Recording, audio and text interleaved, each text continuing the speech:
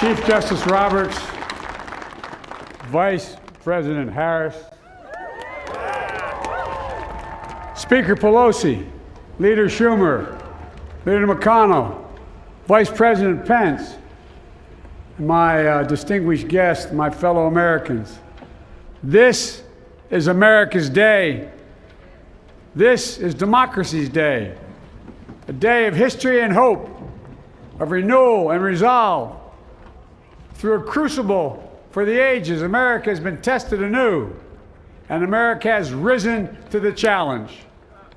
Today, we celebrate the triumph not of a candidate, but of a cause, the cause of democracy. The people, the will of the people has been heard, and the will of the people has been heeded. We've learned again that democracy is precious. Democracy is fragile. And at this hour, my friends, democracy has prevailed. So now, on this hallowed ground where just a few days ago, violence sought to shake the Capitol's very foundation, we come together as one nation, under God, indivisible, to carry out the peaceful transfer of power as we have for more than 2 centuries. As we look ahead in our uniquely American way, restless, bold, optimistic, and set our sights on the nation we know we can be and we must be. I thank my predecessors of both parties for their presence here today. I thank them from the bottom of my heart. And I know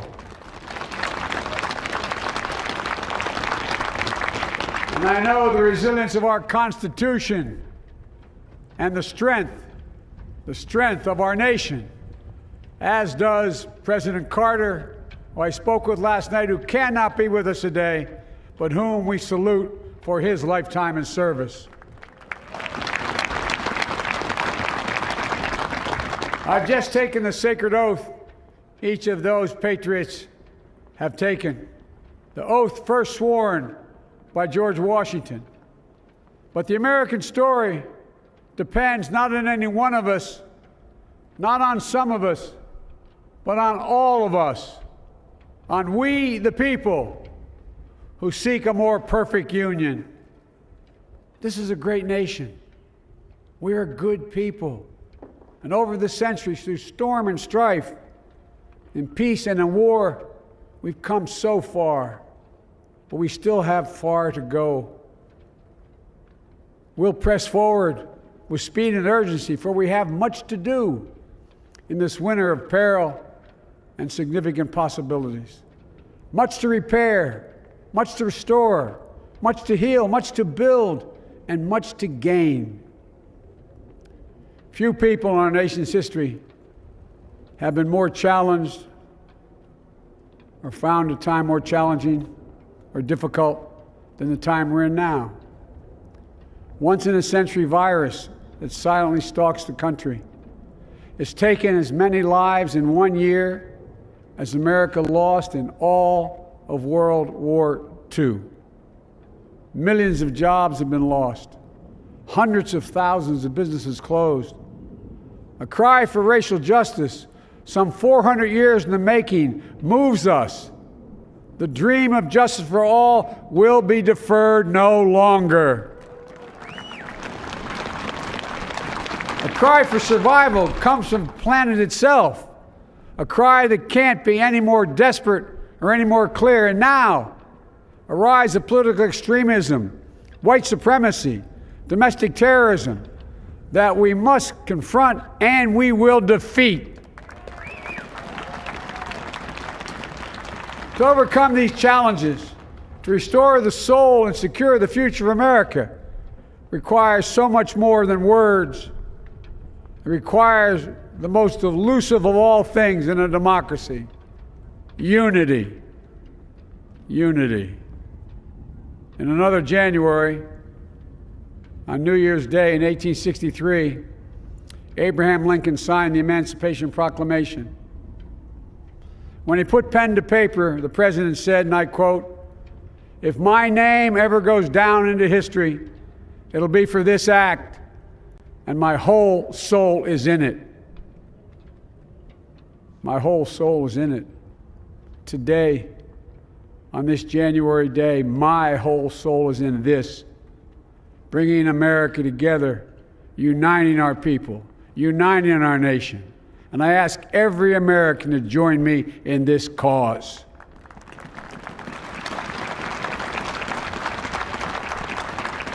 Uniting to fight the foes we face: anger, resentment and hatred, extremism, lawlessness, violence, disease, joblessness, and hopelessness. With unity, we can do great things, important things. We can right wrongs. We can put people to work in good jobs. We can teach our children in safe schools. We can overcome the deadly virus. We can reward work and rebuild the middle class and make health care secure for all. We can deliver racial justice, and we can make America once again the leading force for good in the world. I know speaking of unity can sound to some like a foolish fantasy these days. I know the forces that divide us are deep and they are real. But I also know they are not new. Our history has been a constant struggle between the American ideal that we're all are created equal and the harsh, ugly reality that racism, nativism, fear, demonization have long torn us apart. The battle is perennial, and victory is never assured. Through Civil War, the Great Depression, World War, 9/11, through struggle, sacrifice, and setbacks, our better angels have always prevailed. In each of these moments, enough of us have come together to carry all of us forward. And we can do that now. History, faith, and reason show the way of unity. We can see each other not as adversaries, but as neighbors. We can treat each other with dignity and respect. We can join forces, stop the shouting, and lower the temperature. For without unity, there is no peace, only bitterness and fury. No progress, only exhausting outrage. No nation, only a state of chaos. This is our historic moment of crisis and challenge, and unity is the path forward. And we must meet this moment as the United States of America. If we do that, I guarantee you we will not fail. We have never, ever, ever, ever failed in America when we've acted together. And so today, at this time, in this place, let's start afresh, all of us. Let's begin to listen to one another again, hear one another, see one another, show respect to one another. Politics doesn't have to be a raging fire, destroying everything in its path. Every disagreement doesn't have to be a cause for total war. And we must reject the culture in which facts themselves are manipulated and even manufactured.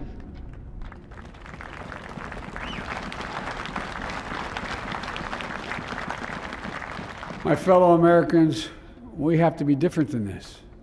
America has to be better than this. And I believe America is so much better than this. Just look around. Here we stand in the shadow of the Capitol Dome, as was mentioned earlier, completed amid the Civil War, when the Union itself was literally hanging in the balance. Yet we endured. We prevailed. Here we stand, looking out on the great mall where Dr. King spoke of his dream. Here we stand where 108 years ago, at another inaugural, thousands of protesters tried to block brave women marching for the right to vote. And today, we mark the swearing in of the first woman in American history elected to national office, Vice President Kamala Harris. Don't tell me things can't change. Here we stand across the Potomac from Arlington Cemetery, where heroes who gave the last full measure of devotion rest in eternal peace. And here we stand, just days after a riotous mob thought they could use violence to silence the will of the people, to stop the work of our democracy, to drive us from this sacred ground. It did not happen. It will never happen. Not today, not tomorrow, not ever. Not ever.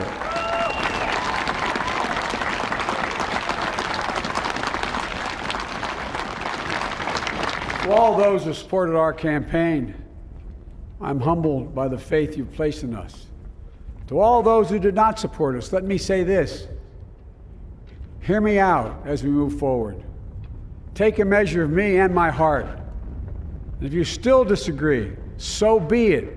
That's democracy. That's America. The right to dissent peaceably within the guardrails of our republic is perhaps this nation's greatest strength.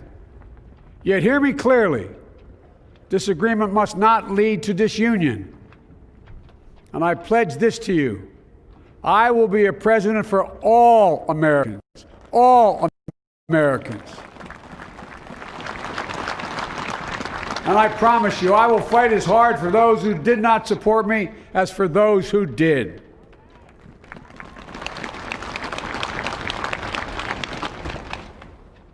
Many centuries ago, St. Augustine, a saint of my church, wrote that a people was a multitude defined by the common objects of their love. Defined by the common objects of their love. What are the common objects we as Americans love that define us as Americans? I think we know. Opportunity, security, liberty, dignity, respect, honor, and yes, the truth. Recent weeks and months have taught us a painful lesson. There is truth and there are lies. Lies told for power and for profit. And each of us has a duty and a responsibility as citizens, as Americans, and especially as leaders. Leaders who have pledged to honor our Constitution and protect our nation, to defend the truth and defeat the lies. Look, I understand that many of my fellow Americans view the future with fear and trepidation. I understand they worry about their jobs. I understand, like my dad, they lay at bed at night, staring at the ceiling, wondering, can I keep my health care? Can I pay my mortgage? Thinking about their families, about what comes next. I promise you, I get it. But the answer is not to turn inward, to retreat into competing factions, distrusting those who don't look like you, or worship the way you do, or don't get their news from the same sources you do. We must end this uncivil war that pits red against blue, rural versus urban,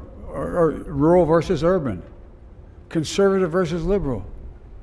We can do this if we open our souls instead of hardening our hearts, if we show a little tolerance and humility, and if we're willing to stand in the other person's shoes, as my mom would say, just for a moment, stand in their shoes.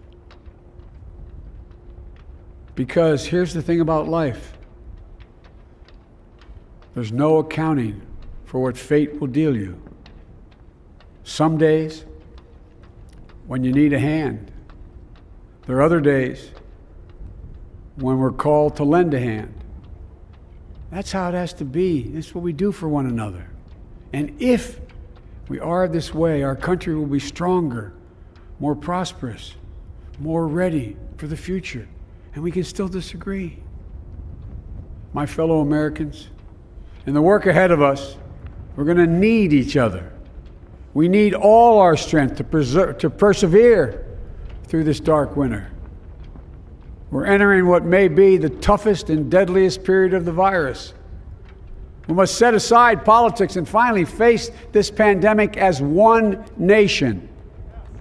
One nation. And I promise you this, as the Bible says, weeping may endure for a night, but joy cometh in the morning. We will get through this together. Together. Look, folks, all my colleagues I serve with in the House and the Senate up here, we all understand the world is watching all of us today. So here's my message to those beyond our borders. America has been tested, and we've come out stronger for it. We will repair our alliances and engage with the world once again, not to meet yesterday's challenges, but today's and tomorrow's challenges. And we'll lead not merely by the example of our power, but by the power of our example.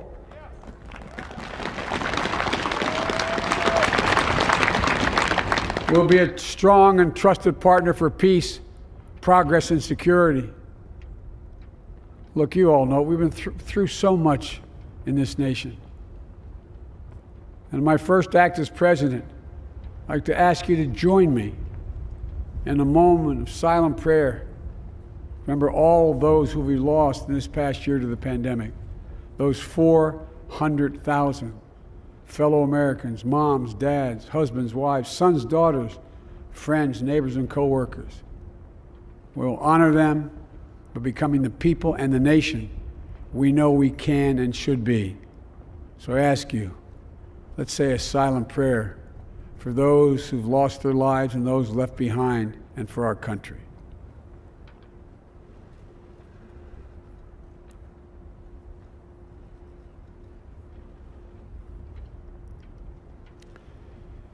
Amen.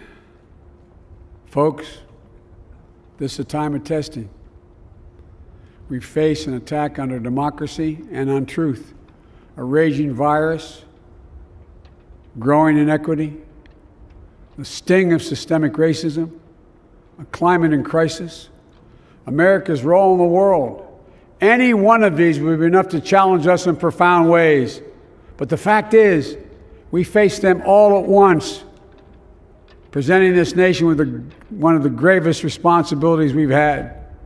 Now we're going to be tested. Are we going to step up, all of us? It's time for boldness, for there's so much to do. And this is certain. I promise you, we will be judged, you and I, by how we resolve these cascading crises of our era. We will rise to the occasion is the question. Will we master this rare and difficult hour? Will we meet our obligations and pass along a new and better world to our children? I believe we must. I'm sure you do as well. I believe we will. And when we do, we'll write the next great chapter in the history of the United States of America, the American story. A story that might sound something like a song that means a lot to me. It's called American Anthem. There's one verse that stands out, at least for me, and it goes like this. The work and prayers of century have brought us to this day. What shall be our legacy? What will our children say? Let me know in my heart when my days are through. America, America, I gave my best to you. Let's us add our own work and prayers to the unfolding story of our great nation. If we do this, then when our days are through, our children and our children's children will say of us, they gave their best, they did their duty, they healed a broken land.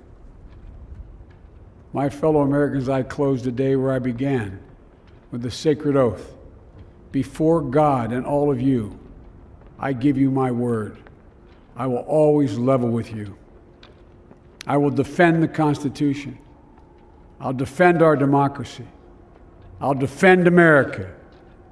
and will give all of you, keep everything I do in your service, thinking not of power, but of possibilities, not of personal interest, but the public good. And together we shall write an American story of hope, not fear, of unity, not division, of light, not darkness, a story of decency and dignity, love and healing, greatness and goodness. May this be the story that guides us, the story that inspires us, and the story that tells ages yet to come that we answered the call of history. We met the moment. Democracy and hope, truth and justice did not die on our watch but thrived. That America secured liberty at home and stood once again as a beacon to the world. That is what we owe our forebears, one another, and generation to follow. So, with purpose and resolve, we turn to those tasks of our time, sustained by faith, driven by conviction, and devoted to one another and the country we love with all our hearts. May God bless America, and may God protect our troops. Thank you, America.